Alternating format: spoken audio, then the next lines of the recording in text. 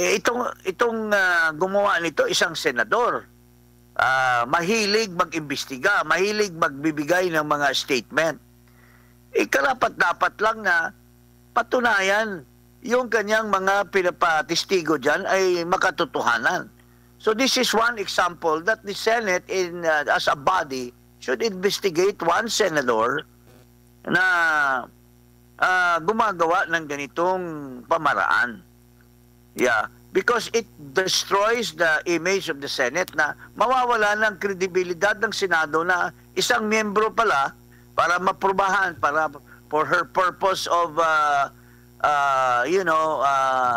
crediting herself or enhancing her personal aggrandizement or whatever, inanggamit pala ng mga false witnesses. Yun po, lalo na may mga balak siyang tumaas pa sa kanyang pagkasenador, dapat malaman na ng publiko na huwad yung klaseng tao na ito, allegedly.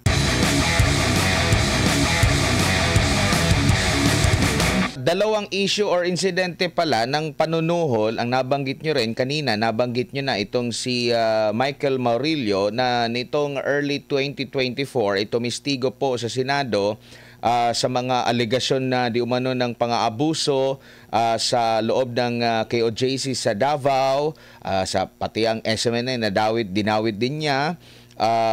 Pati si FPRRD and Vice President Sara Duterte na kalaunan ay kanya pong kumbaga nirecant at sinabi na binayaran lang siya ng 1 milyong piso para magsinungaling at para madiin lang itong si Pastor Kibuloy, si FPRRD, VP Sara, no? At nakita natin yung yung video, pati yung sagot pa niya ni Maurilio doon sa sinasabi na ginigipit daw itong si Maurilio. And itong isa pang kaso, kaugnay naman ito doon sa Farmally, which is alam na alam ito ni Attorney Ferdy Topacio, na merong sinuhulan din, no? Ang sabi kasi dito, a certain Mr. Manalo.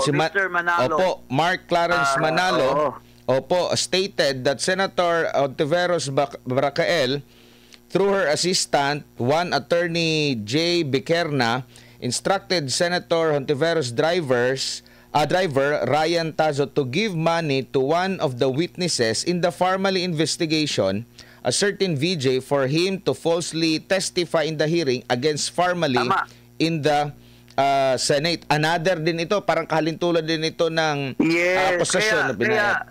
Kaya klarong-klaro na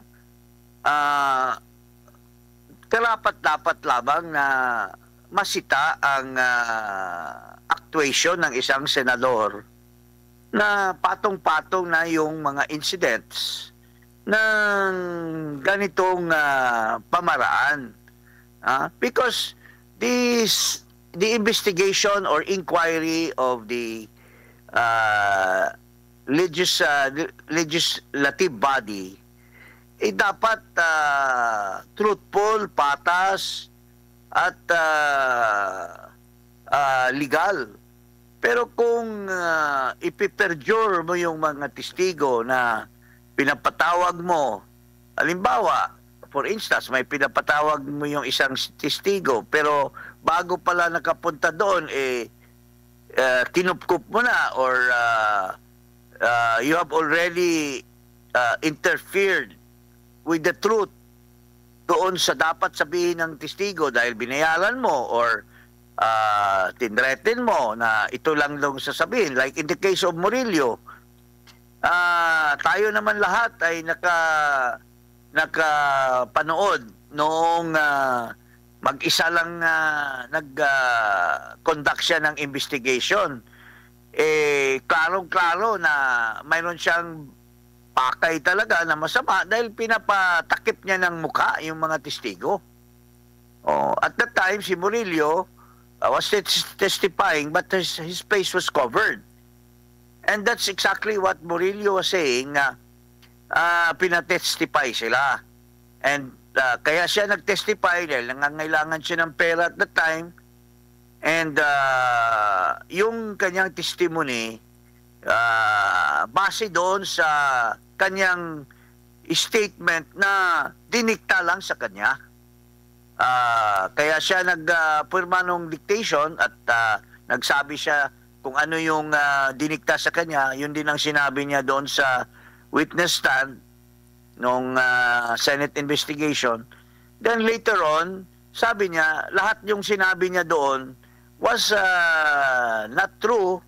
It was just because he was paid, he had to say those things. So, lumantad na yung testigo.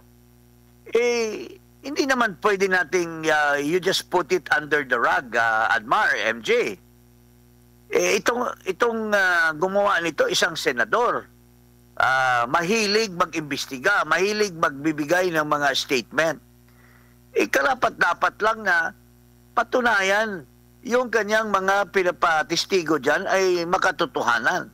So this is one example that the Senate as a body should investigate one senator na gumagawa ng ganitong pamaraan. Yeah, because it destroys the image of the Senate na mawawala ng kredibilidad ng Senado na isang miyembro pala para maprubahan, para for her purpose of crediting herself or enhancing her personal aggrandizement or whatever, inanggamit pala ng mga false witnesses. Yun po, lalo na may mga balak siyang tumaas pa sa kanyang pagkasenador, dapat malaman na ng publiko na huwad yung klaseng tao na ito, allegedly. Opo. Opo, good evening sir, si MJ po ito. Sa panayam kanina sa Senado, sinabi niya rin po ni Senator Ontiveros, natanong siya kung meron ba kayang posibleng nasa likod daw ng inyong paghahain ng ethics complaint laban sa kanya. At sinabi niya na pakitingnan daw yung track record na mga nagsampa. Malamang sa malamang, mayroon daw nasa likod po ninyo. Pakilinaw po nito, Attorney Jing. Ang nasa likod ko yung upuan ng kotse ko.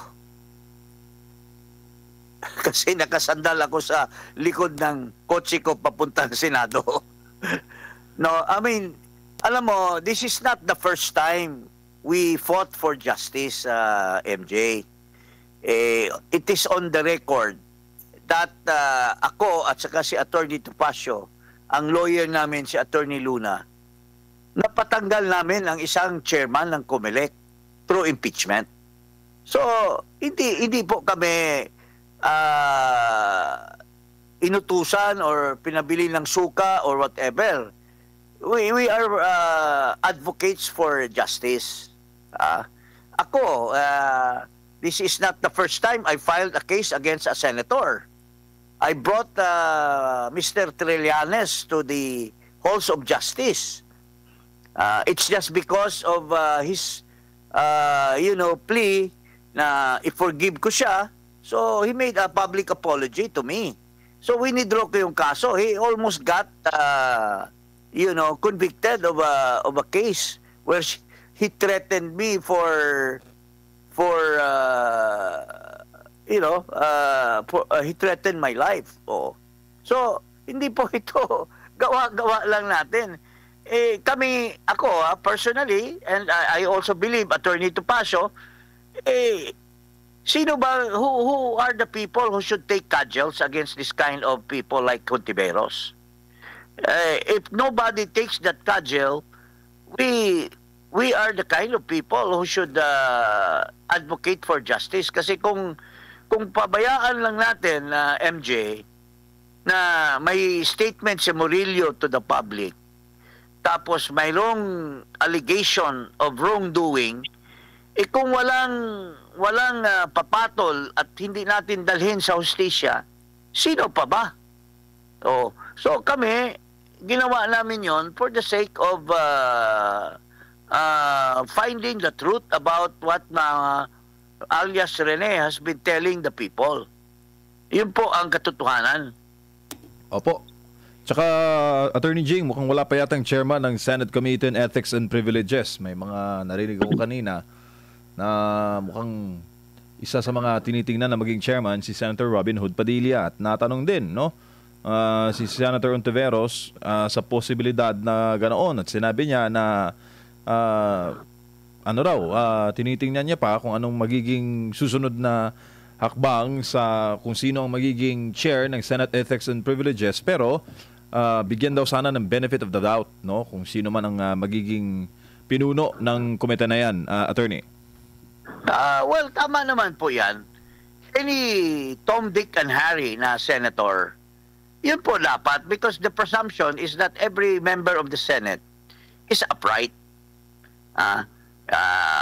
It does not matter kung kanino siyang partido,